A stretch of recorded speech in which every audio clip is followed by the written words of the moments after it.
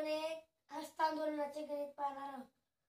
ते 9वीच्या परीक्षेसाठी उपयुक्त आहे. तर प्रश्न आहे बघा, एका पार्टीमध्ये 18 व्यक्ती आहेत. प्रत्येक व्यक्तीने एकमेकांशी एकदाच हस्तांदोलन केल्यास किती हस्तांदोलने होतात? तर यासाठी एक सूत्र आहे.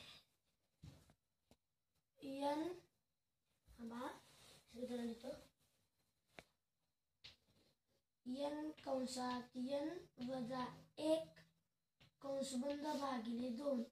तर सूत्रात मांडूया आपण. n म्हणजे व्यक्ती. व्यक्ती किती? 18. व्यक्ती आहेत 18. कंसात 18 वजा 1 भागिले 2. आता बघा, 92 18. 18 वजा 1 बरोबर किती आले?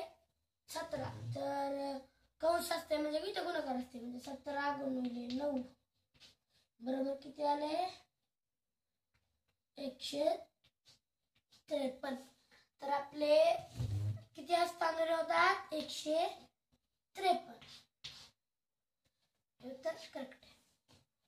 तर पाहूया दुसरा प्रश्न.